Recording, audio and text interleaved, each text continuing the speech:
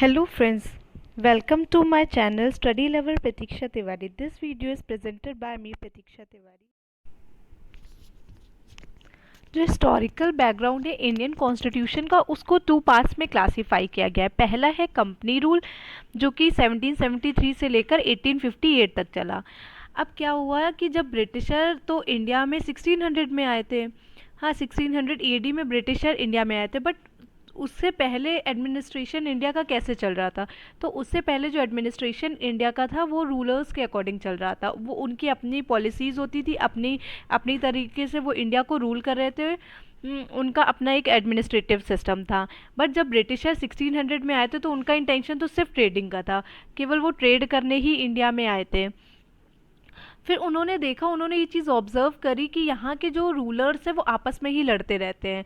हाँ, तो उन्होंने इस चीज़ का एडवांटेज लिया। तो फिर उन्होंने तब जाके उन्होंने इस चीज़ का एडवांटेज लेकर के उन्होंने पॉलिटिकल एक्टिविटी में उनका इंटरफेरेंस स्टार्ट हो गया।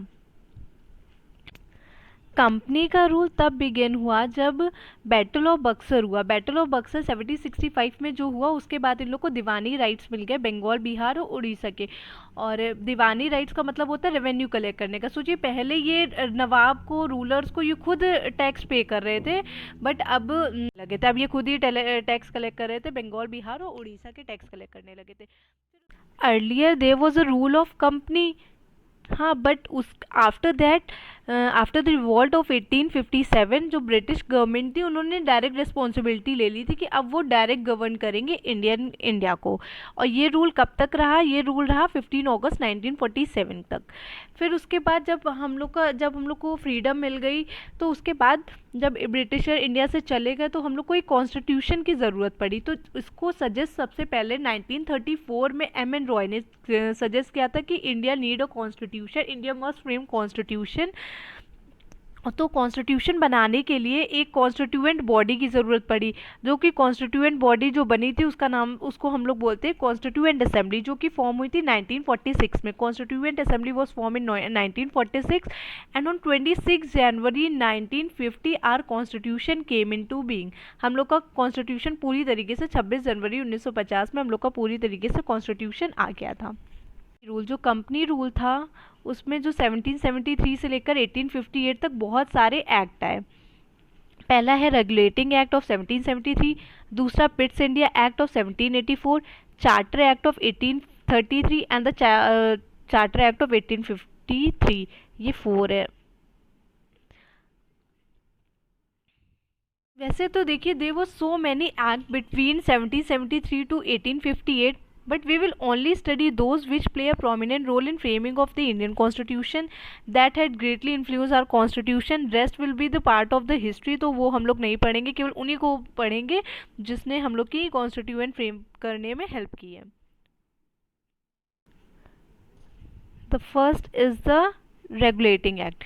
रेगुलेटिंग एक्ट इसमें क्या था? This is the first step taken by the British government to regulate the affair of the East India company.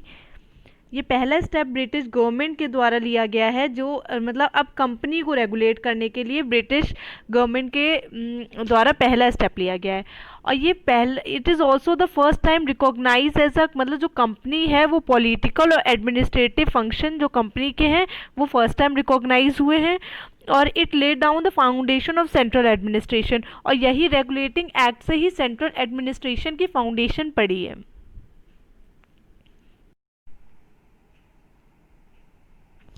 Features of the regulating act, इसमें क्या था कि जो गवर्नर ऑफ बंगाल था उसको गवर्नर जनरल ऑफ बंगाल हो गया, और उसको असिस्ट करने के लिए, उसकी हेल्प करने के लिए 4 मेंबर की एग्जीक्यूटिव काउंसिल बनाई गई जो उसको हेल्प करे गवर्नर जनरल ऑफ बंगाल को। जो फर्स्ट गवर्नर जनरल बंगाल था वो था लॉर्ड वॉरेन हेस्टिंग। फिर उसके बाद क्या हुआ? गवर्नर ऑफ बॉम्बे, पहले क्या था कि गवर्नर ऑफ बॉम्बे, मद्रास और बंगाल ये अलग अलग इन लोग की प्रेसिडेंसी थी, बट उस इंडिपेंडेंट प्रेसिडेंसी थी, कोई किसी की सबॉर्डिनेट नहीं था। बट अब क्या किया गया है? Governor of Bombay and Madras, government of governor of Bombay and Madras made subordinate to governor general of Bengal. और ये क्वेश्चन बहुत बार पूछा जा चुका है कि who was the first governor general of Bengal? The first governor general of Bengal was Lord Warren Hastings. And the third point is the establishment of the Supreme Court at Calcutta 1774 में supreme court का establishment हो गया कैलकाटा में, और जो उसके पहले chief justice, और उसमें क्या था, one chief justice and 3 other जजेस.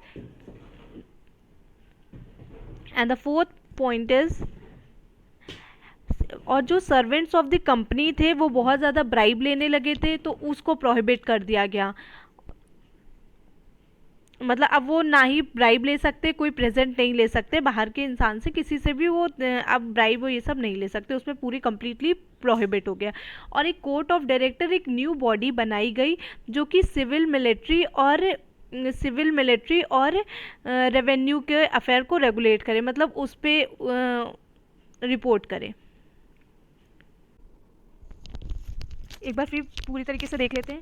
हिस्टोरिकल जो बैकग्राउंड था इंडियन कॉन्स्टिट्यूशन का, वो 2 पार्ट्स में डिवाइडेड था. पहला था कंपनी रूल जो कि 1773 से लेकर 1858 तक रहा, और दूसरा था क्राउन रूल जो 1858 से 1947 था 7 तक था. हाँ, फिर उसके बाद कंपनी रूल के बीच में बहुत सारे एक्ट आए थे, regulating act, Pitt's India act, charter act, और charter act of 1833 and charter act of 1853.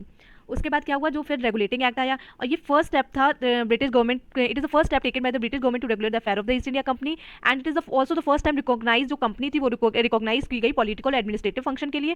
और ये पहला ही स्टेप था जिसने फाउंडेशन, सेंट्रल एडमिनिस्ट्रेशन की फाउंडेशन रखी.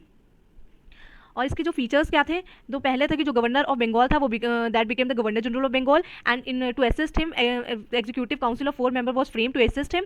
और जो फर्स्ट गवर्नर जनरल था, it is a very important question, the first governor general of Bengal was Lord Warren Hasting. And the जो बॉम्बे और मद्रास की जो प्रेसिडेंसी थी वो अब सबॉर्डिनेट हो गई थी गवर्नर जनरल ऑफ बंगाल के अधीन हो गए थे. और एस्टैब्लिशमेंट ऑफ सुप्रीम कोर्ट हुआ था जो कि 1774 में हुआ था, with 1 chief justice and 3 other जजेस. और जो सर्वेंट्स थे, कंपनी के जो सर्वेंट्स जो कंपनी में काम करते थे, वो अब किसी से ब्राइब नहीं ले सकते, तो उसमें पूरी तरीके से प्रोहिबिशन था, वो पूरी तरीके से बैन हो चुका था ब्राइब और प्रेजेंस लेना. और उसके बाद court of director was form to report on civil, revenue and military affair in India. I hope this video will be helpful to you. Please do like, share and subscribe my channel. Thank you.